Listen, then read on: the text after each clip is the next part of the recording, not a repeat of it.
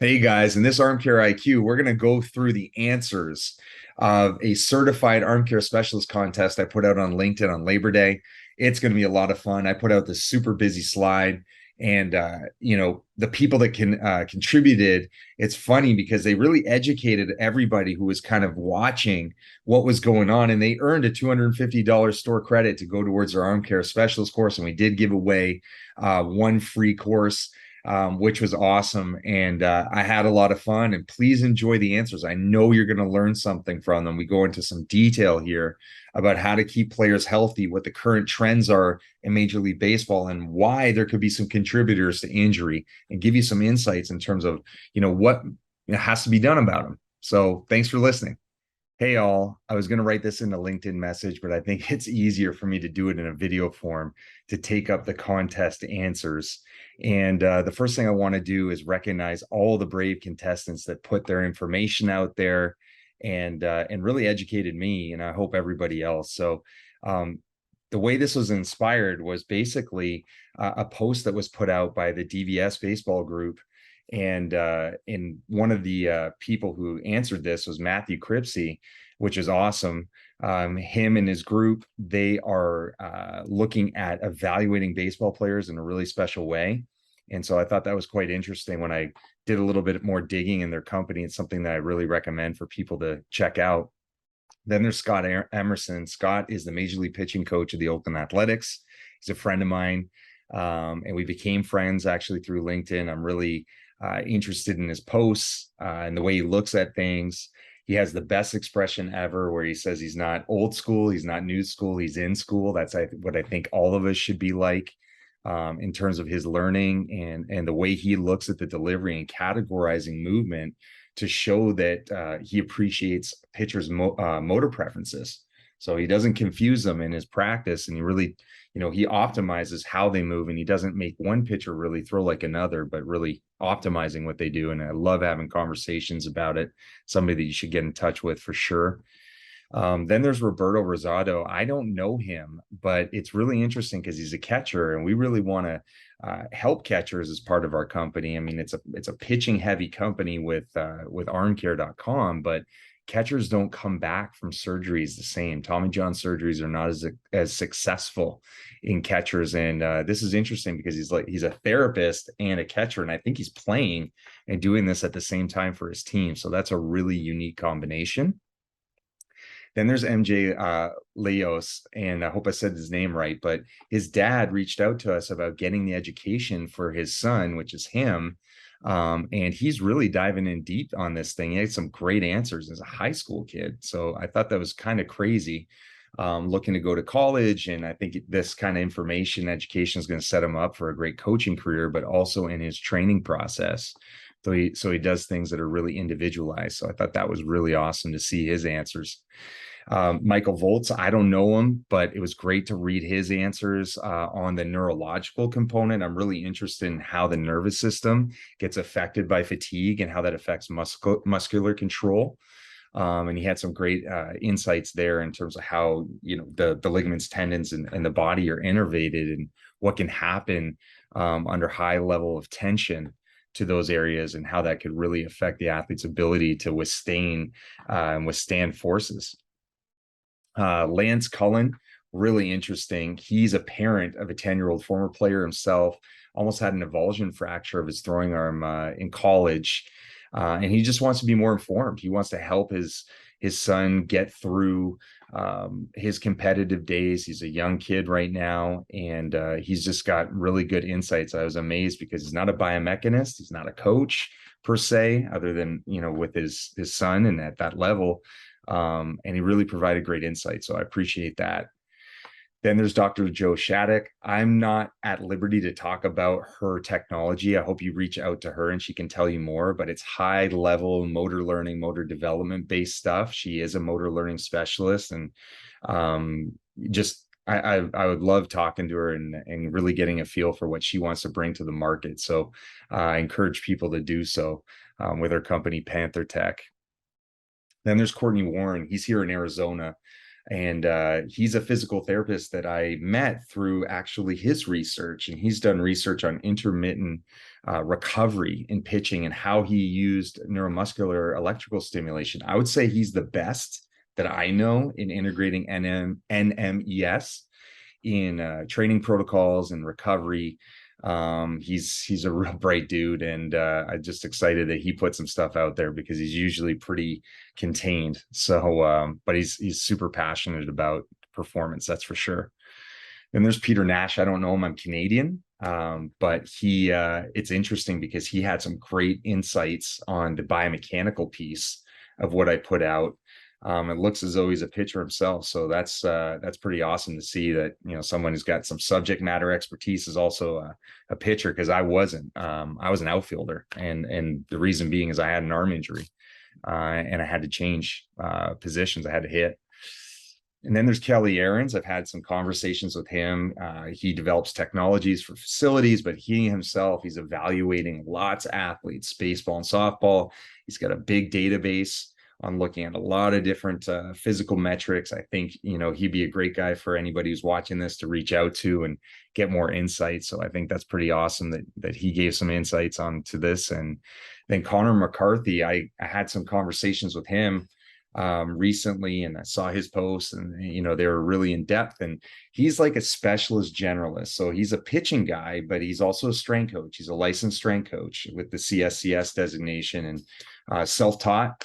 Yeah, and he's really doing a great job with evaluating kids where he's at in Texas, and putting the pieces together. I'm excited for him to take the course, as with all these people here, to just further their understanding of multiple areas of performance as it relates to throwing athletes. So let's get to this busy slide. Thanks for hanging with me, because I needed to communicate about those contestants. But a lot of people hit this right on the graph side, that, you know, there is an escalation in velocity. We've seen that in relievers and starters, and that relievers has come back down slightly. Could be that they're throwing more off-speed pitches, or not, you know, sustaining as much fastball velocity. Possibility, but I'm going to go through what these numbers mean on above and below the timeline in certain sections, because I'm going to link it to what people had said. And I think it was interesting too to look at this table. Hey, we're not throwing as many fastballs, but yet there's a lot more injuries happening. You know, we know there is that connection between fastball velocity and load, you know. And what I was showing here, just to go through it, is valgus and varus torque. That might be new terms for people. We're going to go in this in detail in our certified pitching biomechanist course, and we talk about it in the certified arm care specialist course. But valgus is basically the load that opens up the inner elbow, okay? And the varus torque is the opposing torque that actually works to stabilize the elbow. So if you have high valgus loads, you can represent them by the varus torque, or basically the torque that's applied to keep the elbow together. It's a combination of the UCL. It can be compression of the backside of the elbow that prevents it from opening further. The muscles, obviously, the forearm, the bicep, the tricep. We talk about all of those things and the training methodologies around it. You know, I'm going to talk a little bit about what's going on here, you know, and when the athlete has their arm in furthest layback, okay, that's like having a 70-pound dumbbell in your hand, in foot pounds, 70 pounds, with a 90-mile-an-hour fastball. So what I'm representing, at least in this particular image, is that if we increase our fastball velocity, and we've seen that when you look at pitching from where it started, I'm going to run my mouse here, from 2008 when we had the earliest indicators of velocity until now, you know, there's been pretty much a 3 mile per hour increase average, right? And it's kind of 1-to-1. It's very close, that you increase 1 mile per hour velocity, you're going to increase 1 unit of load. That's typically within a pitcher. So it gets a little bit dicey when you're comparing multiple pitchers, because you have some that throw with really low loads and some with really elevated loads. But what we can determine is that, yeah, if there's an increase in velocity, there's going to be an increase in load. So that's important. And then I'm going to go through this low mass, high mass component here, you know, from going from the force potential. So let's get into it. So let's get first into these mass and body velocity gains. So this was from Mr. Nash. And essentially, when kids are in high school and young athletes, they're low mass and they're low force. And as we progress them through their rankings of college and Major League Baseball, these guys, they get bigger, okay, and they move faster. The arm accelerations go up, and you got to think the arm's heavier, right? So that can be a problem because we know the equation for force is force equals mass times acceleration. So we know that if the mass is increasing in the segments and in the body, we know that the accelerations are increasing within these segments in the body with greater arm speed, we're going to have higher forces. So that's a big issue, right? That's kind of an interesting thing because we saw that fastball usage going down, but the injury presence is still going up. And that's because this intersection of, hey, we're throwing harder. There's a lot more force being placed on the elbow per se. That's exposing them to risk, so that's huge. That's really important to know. And again, I put that connection to the valgus and varus torics. But what's important, and I'm going to connect it to our device, is that we need to monitor the rate of growth in the body and the rate of strength gain in the throwing arm. That's a big deal. And we do this. This is our front-facing metric, which is called the ARM score. And you can see there's two little boxes here. Here, we basically have the pounds of force for arm strength, and then we have the body weight. This is going to change a lot. And you can imagine if an athlete goes from this high school condition where they're light and they don't have the same force potential, and all of a sudden they grow, if that body mass increase is going at a rate faster than arm strength, that's a big problem. That means the pounds of arm force relative to the body weight, that percentage keeps reducing, and our safety cutoff is 70, that our throwing arm strength should be 70% of our body weight. That's huge. And Mr. Nash nailed it, man. He talked about this mass and force relationship. So, commonly, if a high school player goes to college and they enter into Major League Baseball, from the span of 18 to 25, they're going to gain about 22 pounds. Some even more. It wasn't unusual. We had one guy who his velocity went bonkers, really elevated. He came in at 185 pounds, and within a year, he was at almost 240 and muscular, very low body fat, and took his velocity close to 99 miles an hour from 93. So that's a big change. And then we need to be able to follow what the arm does, because in the strength world, we know there is a relationship being bigger, faster, and stronger to the velocity enhancement side of things. But in terms of health, that's something that we need to consider with our athletes. And, we're looking at the velocity graph that I showed you. The body sizes of pitchers are also increasing. So, the force potential is higher there, even though they're throwing less fastballs. So the variable loading side of things, this is a great comment. This is just a research article I'm putting up. We dive into deep detail on the biomechanical differences between pitches in our certified pitching biomechanist course that we're building. But this is a comment from Scott Emerson. And I wanted to look at it because, he was talking about the preoccupation of throwing fastballs, the preoccupation of interest and velocity in today's game. And talking about what can happen when you're overexerting as a pitcher and how it potentially might take you off target and actually get you to throw more, when we think that the ball coming out the hand faster should go by bats. When athletes get to higher levels, guys aren't swinging at balls out of the zone. They don't have the command. That's a problem. So, we talked a little bit about variability and loading, and that's really important, throwing different pitches. I'm going to talk about one that's also on the graph that can offload the throwing arm for most pitchers, because it's the changeup. You throw less velocity based pitches, you're going to have lower loads typically.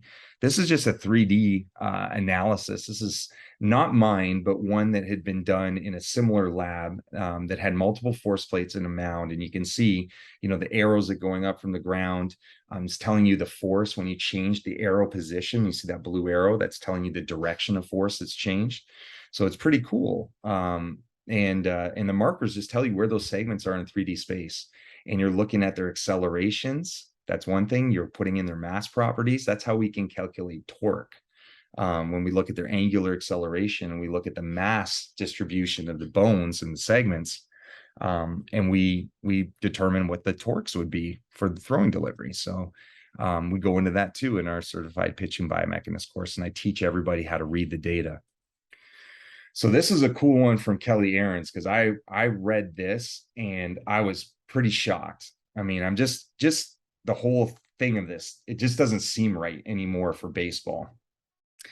At the end, he says that the pitcher came out of the game, didn't perform well, but went around back to where they were charting the pitches and sat down and asked where he was velocity wise, even though he got knocked out of the game early, and called his dad when he hit a new PR. That's frightening. That means that we are not focused on pitching, not focused on pitching performance. We're focused on velocity enhancement, and we're trying to think that these are related. And this is telling you, a kid hits 92, but he can't stay in the game. That's not good, and good for the hitters. It seems like they have a little bit better pitch recognition. But if we know this, if we know that our society is focused on arm speed and arm strength, we need to pay attention to a particular measure that we look at in our technology called the strength velocity ratio, the SVR. And so basically we're looking at the total arm strength in pounds over the miles per hour and maximum velocity. We want to know what is the max capacity that arm can handle. And then we're looking at that maximum pounds of force that we're putting out in the arm. So remember, the previous one, we get a bigger athlete, but yeah, his arm strength is over 70%, getting to be a lot stronger. Great. Now you combine it with, our strength velocity ratio, we have a level of 1.6. We've done a lot of simulations, and our professional experience has told us that athletes seem to have more risk of strains and sprains if they throw really high and they're very weak. That's kind of a problem. We saw that a lot with our Latin community players, because they were smaller and they threw really hard, really underweight. And they just didn't have enough strength over their miles per hour. And, you put pitchers in a velocity enhancement program, man, and they don't have a lot of arm strength and they keep gaining speed. That's coming from stretch. That's coming from layback. And they just don't have the strength on the springs to catapult that arm forward. And it's going to bust the hinges. That's where your elbow is. That's the hinge. You're going to open it up. So it's a big problem. This is good from Kelly. Thanks, man. This is from Connor. This is going into the kind of the deep chart here. So basically these numbers, he was correct. These are the Tommy John numbers, and you can get the Tommy John from John Regali. He has a great database of all Tommy Johns in MLB. There's some in there from Tommy John. It's amazing. I don't know how he collects this stuff. But what I did is I positioned the number of Tommy Johns that were skewed more towards relievers. And you can see this. You can see that the reliever velocity there's a huge separation between the starters and relievers, right? But now you're seeing over time, it's converging.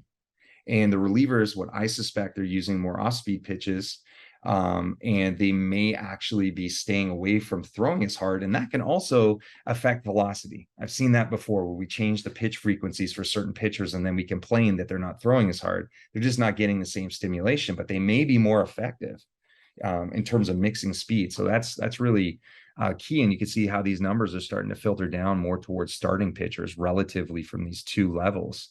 But what's interesting, I put a line here at 2012. That's where I started at the major league level as an assistant strength coach for the Baltimore Orioles. But I was one of the first biomechanists in the league. There were a few that worked for different teams. I believe the Milwaukee Brewers were one of the first to actually have a biomechanics lab. And most people were working with ASMI, with Glenn Fleissig and his crew to do evaluations. But what you can see, it's like from here onward, biomechanics has really exploded from on-field markerless motion capture. You can get biomechanics in games, which is great. But what we're seeing is it hasn't really affected the number of Tommy Johns with all this great amount of science. And the reason being is that we might be taking a movement approach to a fatigue problem. And I'm going to talk about that in a little bit too. So we hit the nail on the head with this one. Now, what was interesting, this is the COVID year. Okay. They had 29 injuries. It's one of the highest out of these years that I identified. And they didn't throw as much, didn't have the same competitive amount of pitches. So we know too that like pitch counts might not be that critical for throwing arm health? I don't believe they are. I've researched it. I don't think anything that you can assess in games is that predictive of injury because it's not individualized. The 100 pitch limit, not really individualized. So if we knew where athletes' fatigue points are, it might be a little bit more predictive. And that's why we have to evaluate fatigue. We have to look at strength to know that. But what's also interesting here, even though that they threw less, they actually threw more changeups. And the changeups, remember that relationship of by lower velocity within a pitcher, it should show that a reduction in the torque, the varus torque to stabilize the elbow goes down. So the loading of the elbow actually is reduced. And so it's weird because it made this kind of hill. We go up to the almost 11% on average that was seen, but the injuries didn't go down. And so that's a general terms. That's why we got to look at individual sports science, not just in a whole group, is that we might be missing some pitchers in this mix that even though we know the relative league percentage of changeups thrown internally with these pitchers, they might not really be offloading their arms as much. But this really shows you a training effect. That COVID year, when I was with the Angels and my crew, we had lots of communication. We tested strength before they came in. We had a very rigorous onboarding, and we tested them all throughout the taxi squad where I was, and then we were doing it at the major league level because we could not afford to have injuries. And we were lucky. We did not have any surgeries that season to our active major league roster. So that was huge. We weren't successful, unfortunately, but we did have the bodies available to pitch. And now from 2020, we're getting in 2021, we looked at getting away the sticky stuff, right? So there's now less friction on the ball, and might affected command in some ways, because now we're seeing if it could be contributing to overuse potentially, because now we're seeing there's a little uptick in our Tommy John surgeries, especially compared to 2012. I didn't go through the other years, I should have, but it's possible that here in 2022, changeup level is down percentage. We might not get better. And so it takes a lot to think about what the solution should be. So again, you want to see this huge database, you can check it out. It's a shared sheet. Anybody can have it. You can do your own research with it. It's amazing. I love it. Arm position. So I'm going to go to Scott again.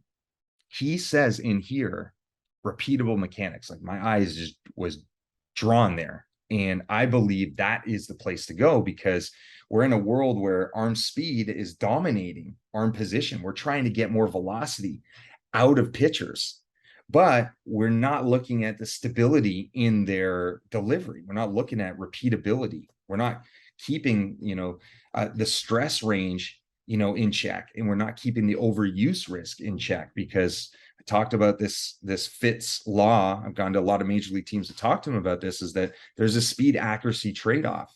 You reach back more, you try to get more out of your throwing arm, you may not have the same amount of command and control. So that's an issue. I'm just putting up a research article that was interesting, because they did see that there were release point changes associated to Tommy John surgery. Now, what's difficult is this looked at horizontal release points. In my experience in professional baseball, that was very challenging, because the horizontal release point could change based on where you move on the rubber. Okay.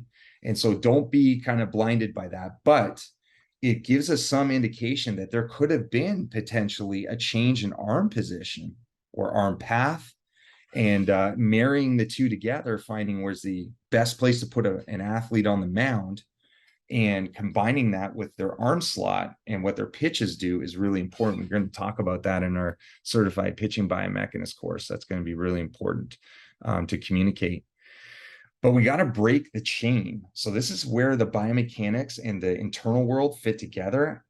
I don't believe we need to take a movement solution to reduce injuries. That's kind of the outset if I have a compensation or I'm moving. But the way these injuries happen is that the athlete becomes fatigued.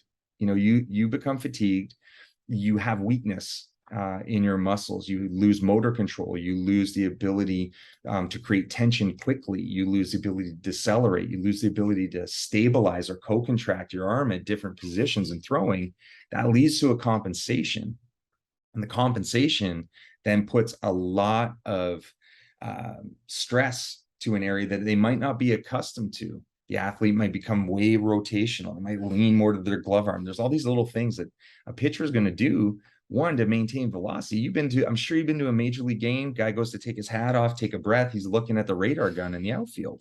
It happens, and they're going to do something to maintain that output. That's just what they do.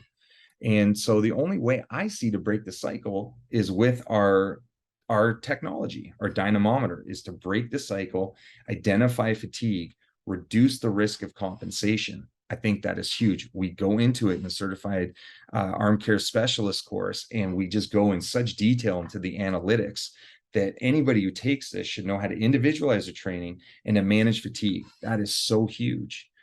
I'm not going to get into the sales of this. If you want to check out the course, we have a link. I put it in the previous contest post, but it's approved by the NSCA. It's approved by 27 states for physical therapy. We don't want to put courses out that have not been vetted and that people can't take professional advantages from in terms of going towards their professional license. We know it's an expense, but it's well worth it.